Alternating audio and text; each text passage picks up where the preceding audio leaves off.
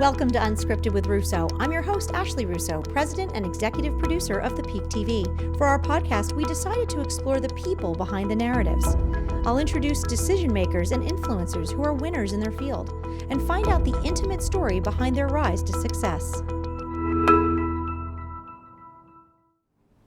Welcome to Unscripted with Russo. I have such a fun guest with me today, my good friend Matt Petrozelli. And Matt is from Valley National Financial Advisors, and he's here joining us today. Matt, thanks for being here. Thanks for having me. So I want to know a little bit about your background before we get into anything with your job and your career and running a small business. I know we have a lot in common with that. Tell me a little bit about yourself. Where did you grow up? I grew up actually in Connecticut. Okay. I'm not originally from the Lehigh Valley. I grew up in Connecticut in a small town called Richfield, which is about 50 miles north of New York City. And what first brought me to the Valley was I'm a graduate of Lehigh University, so I attended Lehigh University. So you were on the south side, you moved down here, you thought you were just coming to college. Yeah. Well, did you ever envision that you would be living here? Maybe at some point. I did meet my future wife at Lehigh, who was from the area, so we had some ties, and I got to know a little bit about the Lehigh Valley at that point. But upon graduation, I lived in New York City for 10 years. 11 years actually, and then moved here about 5 or 6 years ago. When you were a little kid growing up in Connecticut, tell me about your family. You have siblings. What about your parents? What was your family life like? Yeah, I had kind of a really all-American childhood. My dad worked for a large corporation for IBM for 31 years. Oh, wow. That's pretty interesting. Yeah. So he traveled a lot. We stayed at home. I have an older sister who's an attorney. And she's the smart one of the family. She went to law school, and I kind of went up the sales and trading ladder. Kind of learned things the hard way, but yeah, it was just a really nice place to grow up. Kind of the white picket fence, Norman Rockwell type painting. Football captain in high school kind of a thing. Yeah, I wanted to ask you a little bit about sports. Yeah. And, what were you involved in? Like, what were the things you were drawn to? Yeah, so I played football quite a bit. Not good enough to play in college, obviously, but good enough to play in a small town Connecticut team. I played a lot of baseball growing up, and I played a lot of golf. So those were kind of the three things that I did. And my dad played golf growing up, so I kind of grew up with a golf club in my hand. Nice. And that's something like we do together. We still do together. So that's really I love nice. that. I know it's been my husband's an avid golfer, as you know, and we've been waiting because my son has had no interest. Okay. And it was actually caddying that got him back into wanting to play. Right. So it was 2 years of caddying and working and learning the sport and meeting people. And then he said, maybe I'm going to try this again. And of course, kids, they pick it up and you're just like, how are you so good at that already? Yeah, no, I hear you. Yeah, That's amazing. So. What about other hobbies as a kid? Like, tell me about what was like the 7-year-old you like? What kind of student were you? What kind of kid were you? Were you a rule follower? I was really into sports, really competitive. I was probably an average student as a 7-year-old, but really loved being outside, exploring, doing sports, being with friends, all those types of things. When you think about your parents now, are there any lessons or things that they instilled in you that you feel now as a parent you're looking back and saying like, oh, thank goodness that they did that for me? Yeah, I mean, they always taught my sister and I independence. I grew up in a small family. We didn't have a lot of aunts and uncles or anybody around, so it was really just kind of the core four of us. So really preaching independence, paving your own path, take the road less traveled, get out and see the world, and make a name for yourself, work hard, be respectful, be ethical. All those kind of really core philosophies were preached at an early age. And when you were in high school and you were sort of thinking about what next steps were, what kind of schools were you looking at? I mean, was Lehigh a top choice for you? Was it what were you looking for in a college? Yeah, I always make a joke that Lehigh was my stretch school.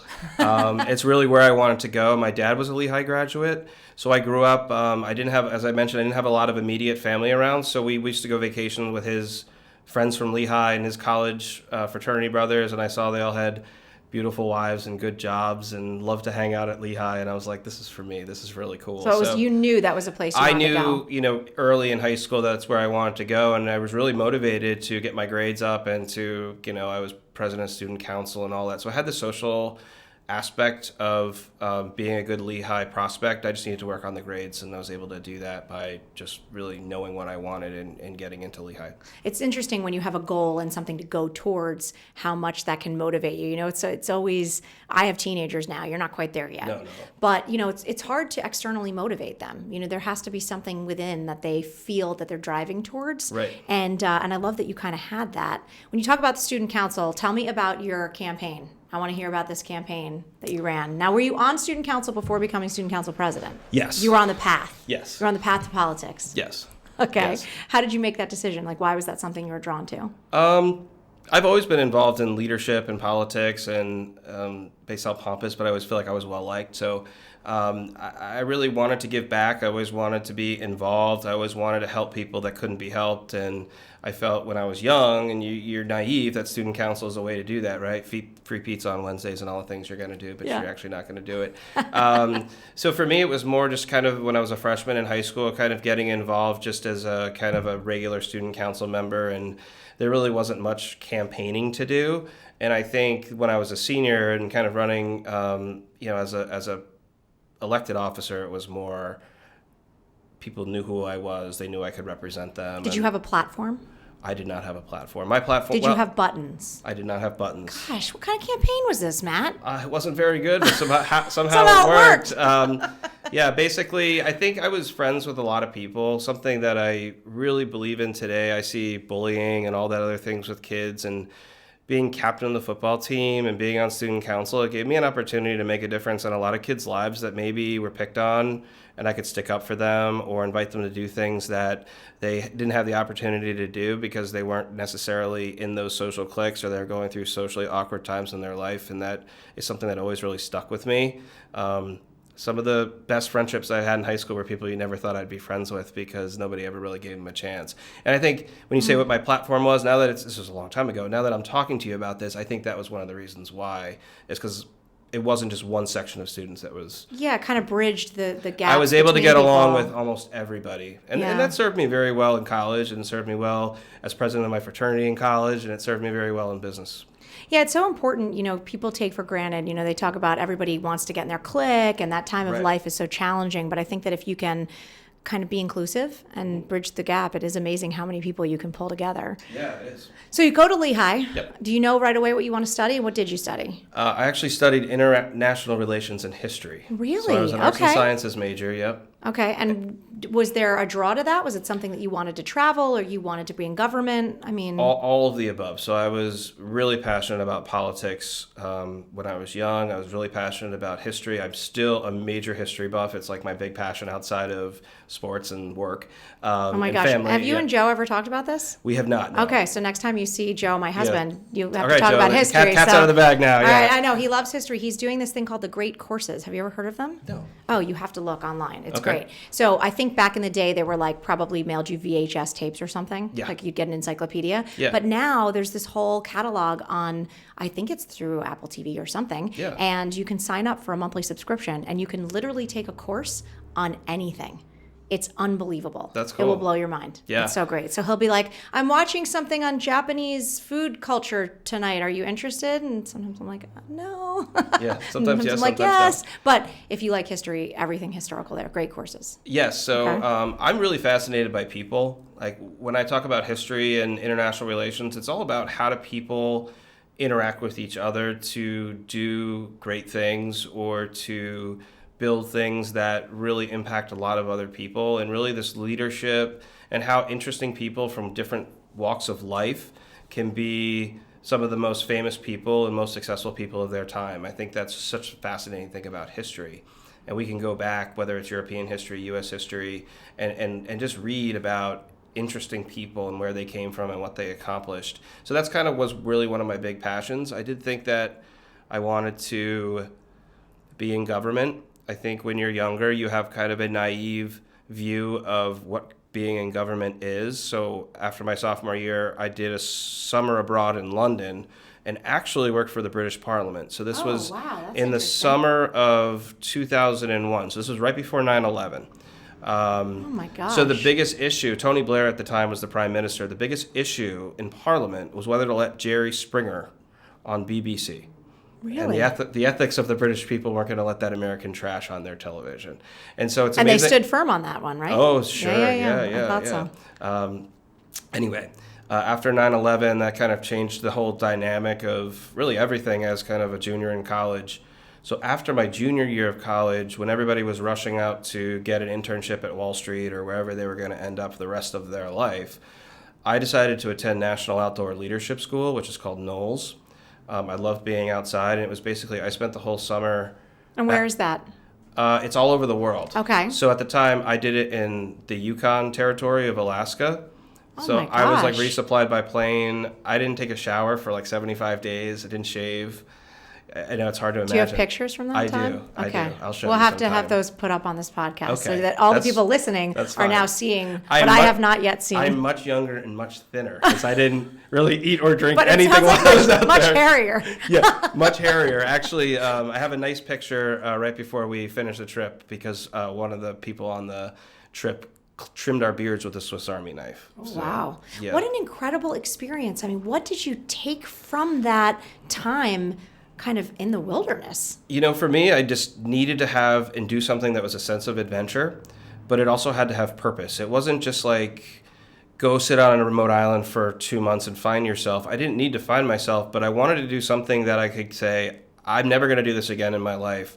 And I also was really interested in leadership and survival and developing skills. And ironically, when I joined Fidelity Investments, which was really kind of the big step up for me in my career when I was very young, it was the NOLS on my resume that my manager told me was the reason that I got selected for the That for the thing that interview. stands out, it right? stood Yeah. out as this guy is really out there working on his life, you know. So for me, it was just after 9/11, it was a real aha moment for me to just get away and get out. I'm going to be in an office. I'm going to wear a suit for the rest of my life. Why would I want to do that my junior year in college? And I know that's very sacrilege today in college world, but it was a risk I had to take, and it was a risk that paid off. You know, you talk a little bit about how it was the thing on your resume that made you stand out. Right. Now, as an employer and someone looking, and I'm an employer too, Sure. you know, it's funny, we can teach skills within the industry, that whatever industry we're in, but those soft skills, those life skills, and finding somebody who's working on themselves as a Right. person, as a professional, how important is that to you as an employer, and do you look for it? In our business, which is financial services around individuals and families, it's about caring for people and wanting to make a difference in people's lives, right? We can teach them the difference between a stock, a bond, and a mutual fund, but we can't teach them how to care for people. We can't teach them to put their clients' interests ahead of themselves. So we look for skills that really show that, whether it's volunteerism, it's being involved in the community. It's not all just finance. It's, you know, what soft skills do they have as well? Because being a genius in finance is only going to take you so far. Yeah. Successful people, getting back to kind of that history research, they have really good people and soft skills and can rally people around them in different ways to do things that others can't. You also have to have the technical capability, but that can come over time. Yeah, and I think that you can learn those things, but like you Sure. said, the other pieces are harder to learn. You know, I want to get back to meeting your wife because, of course, she's a friend of mine and Yes. a wonderful, wonderful, smart, brilliant woman. Yes. But you now are raising your kids, and they're little. They are. But when you think about those sort of soft skills and those things, what are important? What pieces are important to you as you're teaching them, you know, life lessons, and they're starting to, of course, right now they're a little bit in the stage of just functional skills, right? But you're starting those lessons. What are they? What, as a parent and as a person and as a couple, do you want your kids to know that you find is hard to teach to employees? Well, with my kids, so my oldest is 4.5, and he's got a 1-year-old sister who's actually 15 months. We always teach him to be caring, right? I think that's kind of the first and foremost thing you have to learn is how do you share. He really looks out for her, you know what I mean? He doesn't push her, he shares, and he's really caring and compassionate with her, and I think that makes me really proud because he's smart and rambunctious, but when it comes to his sister, he's very caring, compassionate. We've also got him involved in a lot of like sports and teams, and luckily he's got a nice athletic ability to him. He's not the best player on every team, but he really enjoys being a teammate And I think that's really important as well. Is how do you be a Absolutely. good teammate? You know that from the workplace. For I sure. mean, being a good teammate, unless you're going to be a serial entrepreneur and go your own way, your whole way, you have to learn to be a good teammate. Even as a CEO like I am now, I have a good team around me, and hopefully they think I'm a good teammate, but I have to have good teammate skills, even though when you're at the top, you have to rely on people. So I think, they're young, so other than the potty training and sleeping at night. Here's how to use a fork. Here's how to use a fork. Don't stab anybody in the eye with it. Really teaching compassion, and it really starts at home with the people that they're with all the time. It being a good classmate, being a good teammate. Those are the foundations for good development. I agree totally, and I think that when you're building your family, you realize that your family is kind of the first team you're a part of. Right? Yeah. So like all of a sudden you're talking about your kids. I never thought of it that way, but yes, you're right. And I have a boy and a girl also, and same thing. My son has just always been really compassionate to his sister, and he looks out for her and he worries about her. Right. And now he worries about her in a different way as they're getting older, and it's an interesting dynamic to watch happen. So you take this time in the wilderness, you come back. How does that impact the next choices that you make in life, and where do you go after that? You're coming back as a senior, right? Yeah, so my senior year at Lehigh was really a transition year into what I wanted to do, because I didn't know what I wanted to do. I even joke with my employees today, I still don't know what I want to do. But I found something that I'm very good at, so I'm doing it. But for me, I knew I wanted to be in New York City. So I grew up outside New York City. I'd always wanted to live in New York. A lot of my friends had jobs in New York City. The problem was a lot of them were finance jobs, and I was a history and international relations major. So what could I do? And what could I do is I could sell. So I had the people and the relationship skills to do business development. So I started selling investment products in 2003, which was kind of like a boiler room type. Yeah. If you ever watch those movies where everybody's on the phone. I mean, those are the only firms that would give me a shot, because I didn't have that finance pedigree to get into a JP Morgan or a Fidelity at that time. So I did that for about 2.5 years. I was very lucky. I had a great mentor. But when people think of those movies, it's really like that, right? I mean, that to a certain extent, obviously not. Without some of the loud and it's chaotic and you're just calling and... It's loud, it's chaotic, it's... Looking back on it, I remember the fun stuff, but there was also some really frustrating, dark times when, you've just worked really hard for nothing, or, you're getting the phone slammed on you every 5 minutes. Because this is obviously before social media, and really email, for that matter, wasn't even that popular. I had just gotten my first email address, I think, a year before I started working there. So we didn't even have our own computers at our desks. We used shared terminals. So it was such a different way of working. It's hard for people to understand that now. But it wasn't the financial excess or the drug excess or the intensity sexual of the excess job that you see in the movies. Yeah, but what I'm talking about is like that idea that you had to kind of put yourself out there. Yeah. I mean, now looking at what were some of the skills that you gained through that? And it's not an easy job. I mean, that's a really tough job to go to every day. So one of the first things I learned was to develop a thick skin, to be patient. Also to align yourself with people that are good people versus people that are out to make a quick buck. So people that really are doing what they say they're going to do and follow through on that. It was really a good learning experience just to sit back and watch. Even if you don't work there, it'd be interesting just to sit on the sidelines for 6 months and see how people behave. I've always loved that show, Undercover Boss, because I always thought it was kind of cool, but I don't know. I have this concept that it would be neat to have some sort of show where you could be like an intern or a shadow for 1 week at jobs, but various jobs. Right. Like it? So I could come shadow you for a week, and I could shadow like a garbage man for a week, and then I could shadow a florist for a week, and just to see like what these careers are like. I just think it would be super fascinating. So what you learned key things, I'm sure, that you've taken with you. A lot of key things. It really kind of gave me a great sales and trading background. It really helped me learn the language of investments and finance that I didn't learn in school. So I had to learn it kind of through the school of hard knocks, for lack of a better term. It also taught me what I didn't want to do as well, and who I didn't want to be. And when I talk to kids at Lehigh, or when I talk about career development, whether in the company or in the industry, use those first 2 to 3 years. If you don't know what you want to do, figure out what you don't want to do. I always narrow say the list down. Thing. You know, I always say the same thing. Yeah. I say just get a job. Just take a job. a Doesn't job. matter. Like any job is going to teach you at the very least what you don't want to be doing, Right. and the kind of people you don't want to be around, which helps narrow down the list. Right. And I lived with 3 other guys in an apartment, in Harlem. Yeah. And we had a ball, and we saved up our money to go out on the weekends, and that's what we did. But after 2.5 years, it had kind of run its course. And I created an internship program while I was there. It was my first management experience. So my mentor's like, hey, look, you got good leadership skills, management skills. You're a good salesperson, but you'd probably be a better sales manager. So we want to start this internship program. Why don't you get it off the ground here in New York? So I did it, and it was so successful that the company I was working for wanted me to do it nationally. And I almost moved to Milwaukee, Wisconsin in 2015.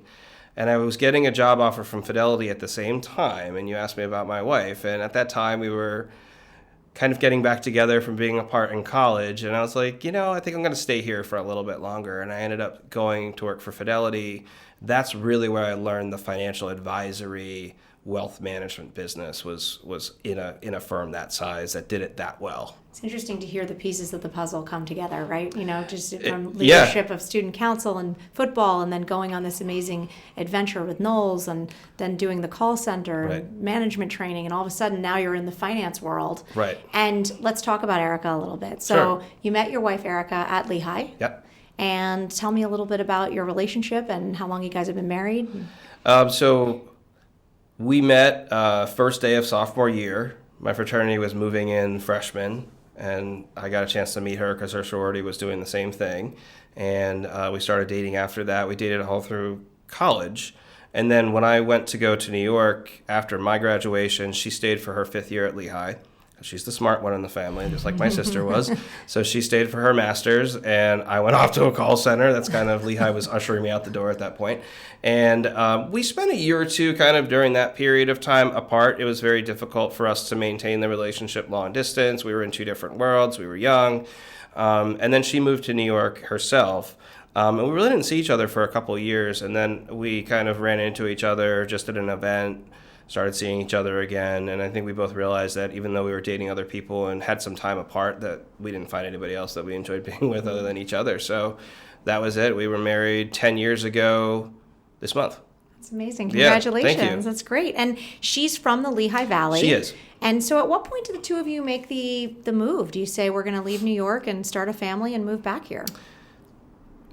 After the financial crisis in 08-09, things changed dramatically for me at Fidelity. I think when I was at Fidelity, I thought maybe I would spend my whole career there. My dad was at IBM for 31 years. I had this great corporation that I worked for. And I really saw how they treated clients. And I'm not knocking Fidelity by any means, but Fidelity makes money by people staying invested in their mutual funds. And in 2008 and 2009, we knew that we were going through a catastrophic market drop. And Fidelity Corporation was tasking us with keeping the corporation afloat versus rather what was in our clients' best interests.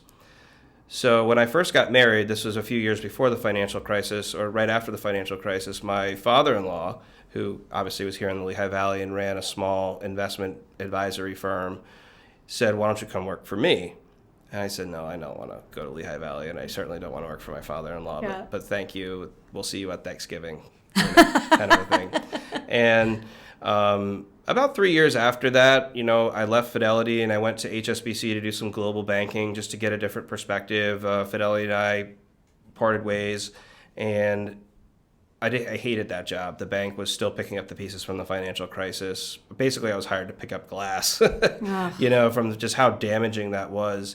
And so being independent and being at a smaller firm and leveraging a lot of the experience I had became very attractive. So what we did is we made a decision to look at coming to Lehigh Valley. So I joined my father-in-law's company, which is Valley National, and I came here 3 days a week from New York, and I worked 2 days a week came here 3 days a week, 2 days in New York. Oh, I didn't know that. Yeah. Okay, so you were actually So I tried commuting. I tried it out for 2 years before I really decided to join him full time. I wanted to make sure the area was growing. I wanted to make sure I didn't know a lot about the Lehigh Valley. Well, I didn't know a also lot it's about his business. Really different type of business. I mean, you've Yeah. been in this big corporate culture Sure. in New York City. You've worked international and Right. totally different. Why was the transition to a smaller, banking financial institution type situation important to you? I mean, why was that something that you thought, okay, now I'm ready to do this?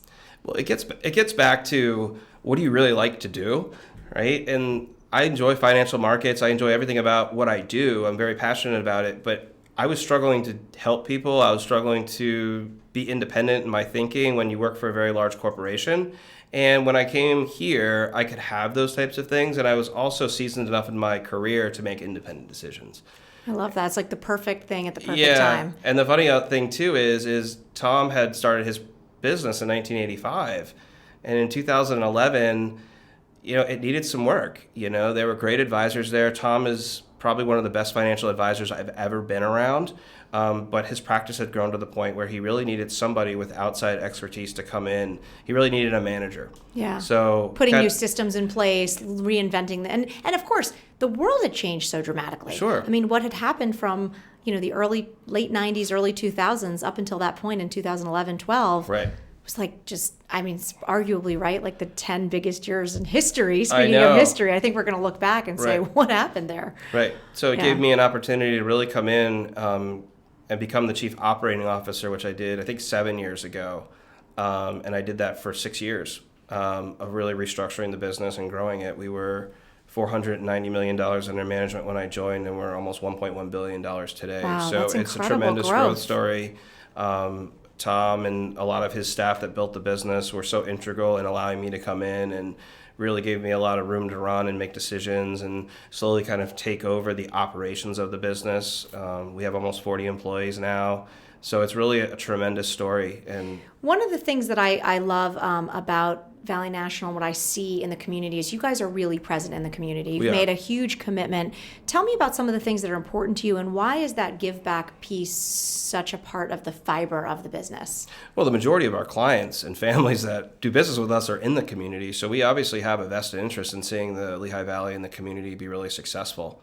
But it also goes back to our core values and who we are and who we hire and who we bring into the business. So if we're a client-first organization, people we hire by nature are volunteers. They give back. So we want to arm them with the capability to get involved in the community, build relationships in the community, and give back.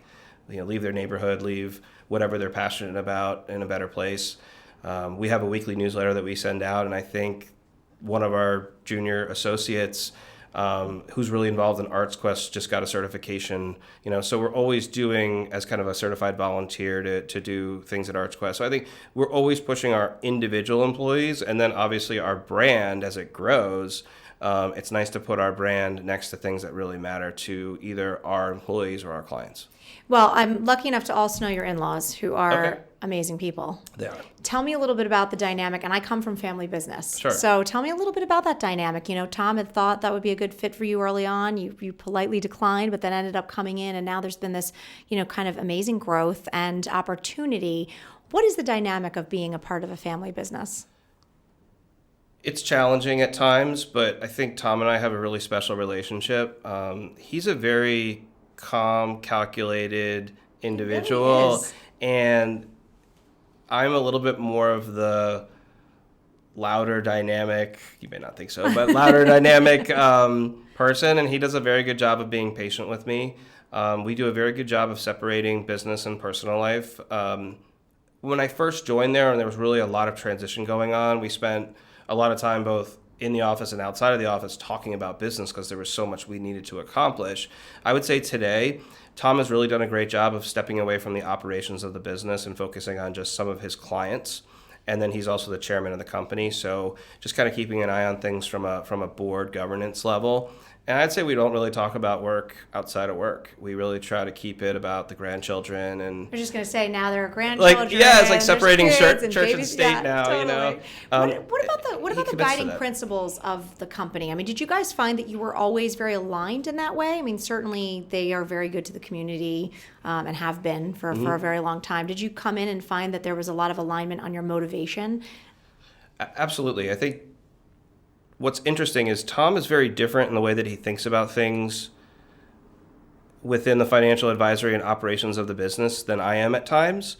But the core values of what he holds dear to his heart and put in the company are the core values that I grew up with.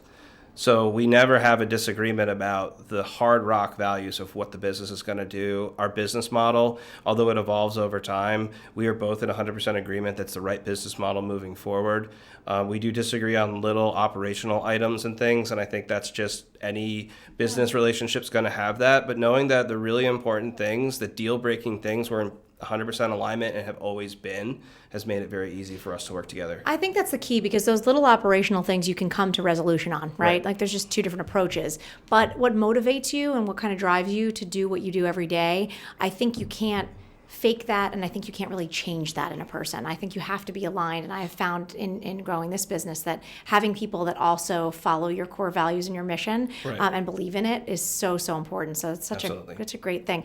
Let's talk about your kids and your family a little bit. Okay. You talked a little bit about your son and your daughter. Tell me their names, their ages, and what are they kind of into? So my 4.5-year-old, his name's Max. He's really into math and basketball. So he has my wife's brain. He's very smart with numbers. He loves numbers, which got him into basketball because I was watching a basketball game on TV and he was watching the numbers change on the score. It's like a 2.5, 3-year-old. That's so cool. And he's so into math. He's very advanced with his math. He's super cute. He's like my little nerd. He's super cute. He loves golf and basketball. He loves being out on the 6-hole course and driving around in the cart and hitting shots. He's going to do junior golf this year. And he's a piece of work. He's got infinite energy. It's amazing. It's fun to watch him grow. What about your daughter? Emma's 15 months, and she's the fearless one. Max is the analytical, calculated one. He's got a lot of energy, but he likes to stay in his comfort zone. Emma, the first moment we left her alone by the side of the tub, she jumped in fully clothed. You know, I mean, she's beautiful. She's rambunctious. She's just a piece of work. Yeah. She's gonna be trouble when she's older. I bet. And you guys have kind of a fun dynamic because your sister-in-law and is having kids at the same time, right? You have like cousins sort of the same ages. Yeah, Erica's youngest sister, Jen, who lives like right down the street from us, has a boy and a girl literally like the same age. Yeah, it's fun. It's fun watching all the pictures. The little girls do not do anything separate. They love being in tandem. But it's kind of fun because you've got this brunette-blonde dynamic. Erica's very brunette, and your kids are kind of, darker, and her kids are sort of blonde. Right, because Erica managed me. I'm an Italian, and then Jennifer married someone who's definitely more blonde, and like they almost have like redhead children. So you get them together, they don't look anything alike. No, but they couldn't be closer. And what a fun time that is. How has the dynamic changed over the years for you and Erica now that you're both working parents and you're building a business? She works community foundation and she's out there doing so much good in our community. Tell me about that shift being working parents. It's hard. It is. It's very difficult. A lot of negotiating, right? A lot of negotiating, but you have to work on it. Yeah. Like if you think it's just going to naturally happen, I think if you're thinking about getting into that type of an environment where you've got two dynamic, busy working spouses with kids and everything that comes with it in today's life, you really got to do advanced planning and be on top of things. Erica's like so organized to a T, so that makes it very easy. We've got calendars all over the place, and we've got kind of 3 months out kind of on everything we're going to do. So a lot of it's just negotiation, working on things together, trying to make time for each other, but it is very challenging. In fact, I'd say you could probably attest to this. Yeah. When your kids are our age, 4.5, 1, 2 years old, it's very hard to find time for each other. And you're both working in dynamic jobs like you and your husband are too. So it's challenging and it takes work. I mean, the way I look at it is you've got to kind of work on like 3 things, right? So you've got to work on your physical health, right? You've got to be physically healthy, feeling good about yourself. That helps you deal with everything. Being mentally healthy, right? So you want to make sure that you're continuing to be mindful or do whatever it is to limit the stress that's in your mind so you don't bring that home and bring that environment. And then, my plug is you've got to be financially healthy too. A lot of relationships, when people start having families, they start getting really financially strapped or don't have time to work on their finances and let them kind of drift off. So that's kind of the way that I think of things strategically in my family life, especially within, my relationship with Erica. Are we working on those 3 things?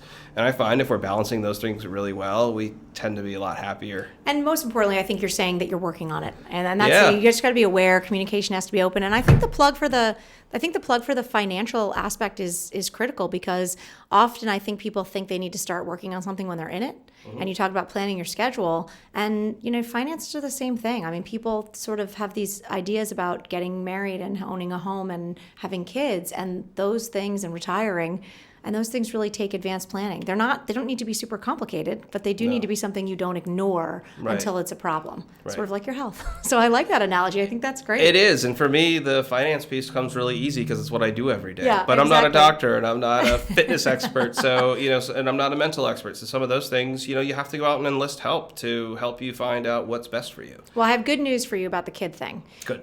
You're about to enter the 7 golden years of parenting, which is what my dad has coined, ages 4 to 11. So you're in it with Max. I'm ready for when it. Emma gets there, you'll be there.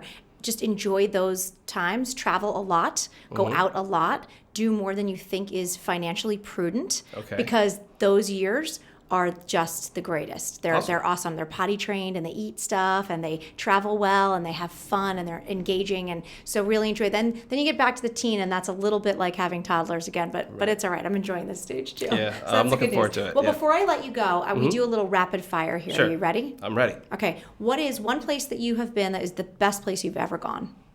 Bali. Bali. That's so cool. That's on my list. What is one place you've never been that you'd like to go? I'm spoiled. I've been a lot of places. Thailand. Okay. If you were not in the job that you are in now, what job would you have?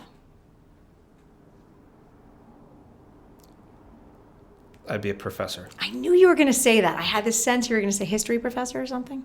Maybe. Something like that. I don't know. All right. If you could have one final Somewhere I meal. could write and study and teach and interact. Yeah. What would be your final meal? Best thing you could eat? Oh, jeez. I love to eat.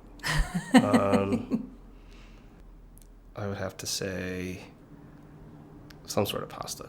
Some sort of pasta. Yeah, guilty pleasure. Yeah, I'm trying to cut that out, so I'm I kind of know. craving I that now, feel so you. that's going off the top of my list. It's amazing when you say you can't have something. If you how can't much have it want ever it. again, I know. really want it. So I love pasta. I could eat it every day of the I know, me week. too. I actually did that once when I traveled Anyway, abroad in Italy, yeah. and I couldn't fit my pants on when I came home. So, not recommended. But worth it, right? It was worth it. I was young. It was fine. Yeah. All right. If you could have dinner with 3 people here or not with us any longer, who would those people be? Well, I've got to have some historic characters. So Napoleon Bonaparte, Ulysses S. Grant, and my father. Awesome. Love that. That would be a really what a cool loud dinner, table. right? That would be Wouldn't a it? really loud table. If you had to describe yourself in 3 words, what would those 3 words be? Focused, strategic, and caring. Excellent. I love that. Do you have a favorite book or a book that is a go-to for you, whether it's enjoyment or self-help or any of those things? I recently read a book. I don't remember the title of it, but it was about Ulysses S. Grant and Robert E. Lee and kind of how they grew up so differently and how they became 2 polarizing figures in the Civil War. That was something that was very passionate really to me. interesting. Yeah, Robert E. Lee grew up much more aristocratic, went to was much more of an aristocratic officer, where Ulysses S. Grant was more of a Scrappy, salt yeah. of the earth, and just kind of how this terrible conflict in our country, in the end of the day, it came down to who was going to win between the 2 of them. And kind of the peace that they forged together. I think people like Ulysses S. Grant, Nelson Mandela, even Napoleon Bonaparte to a certain extent were very merciful in how they made peace, and making sure that there wasn't further conflict or strife. And I think that takes a lot of character. It does, and I love how you have really figured out how to utilize history to advance our current day. Right. I mean, that's the purpose of it, right? Right. To remember. Last thing that I'll ask you is, what would a perfect day be for you? You probably already know what that's going to be. So a perfect day would definitely be golf. Golf, yes. I'd be playing golf, and then my perfect day is playing golf and then coming home to my family and having dinner and just spending time with them. I mean, that to me is my perfect day. That's the best. Well, with that, I'm going to let you go. Thank you for being Thanks, here. I Ashley. appreciate I appreciate it. it. Matt Petrozelli, we've got Valley National Financial Advisors. This is a wonderful company who cares about their clients, their customers, and our community here in the Lehigh Valley. We're so happy to have had you here with us. Thank you. All right, you've been listening to Unscripted with Russo. Until next time.